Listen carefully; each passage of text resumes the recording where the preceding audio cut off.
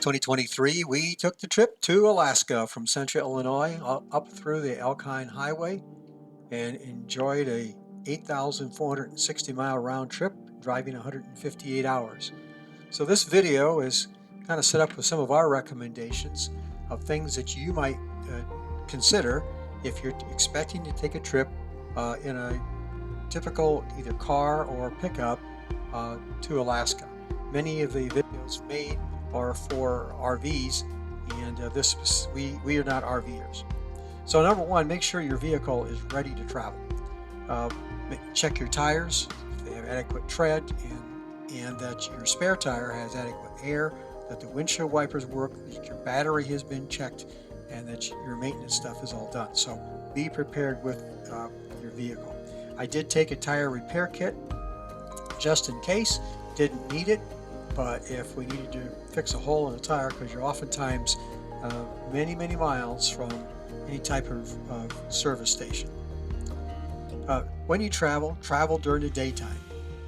There's lots of road construction and there's lots of animals. There's buffalo and moose and other animals, bear. They get out on the road, and you don't want to just suddenly run into them or upon them. Oftentimes at night is when they come out. I would make sure you take water-resistant footwear, because it does rain and you're at an altitude in places, and you need to have enough traction to kind of get around the gravel that exists. The windshield wipers are really important.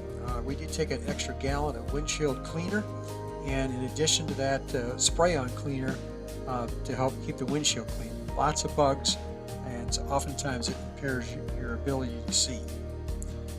We did take cash, Canadian cash. We got it from our bank here in this country, in American bank, about $200. We didn't really need it because American Express, MasterCard, and Visa are accepted almost everywhere in Canada, and it really was not a problem in daytime travel.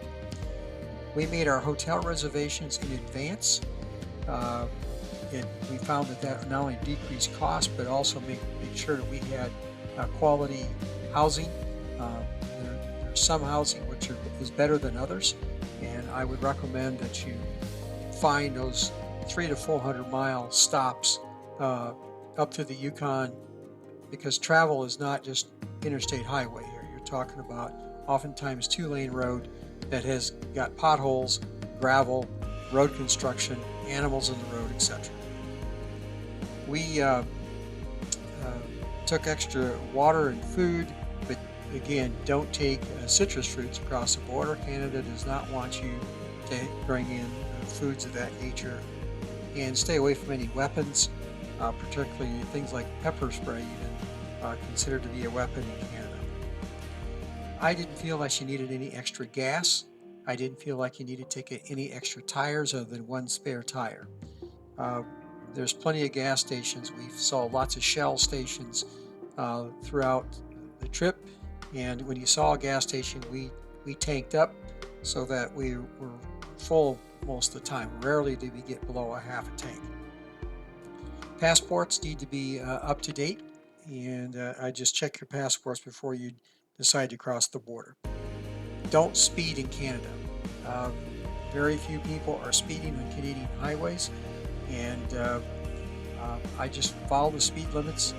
You'll be fine. Plan your trip out. I can't emphasize that enough. There's places like the Sign Forest in Watson Lake you want to stop and see. Get the milepost book. It tells you pretty much all the areas that tourists may want to stop, as well as rest areas. We found that the rest areas were clean, not necessarily modern, but at least they took the time to clean their outhouses out, and they were in acceptable condition. We hope that you enjoy your trip on the Alaskan Highway through Canada to Alaska. Thanks for watching.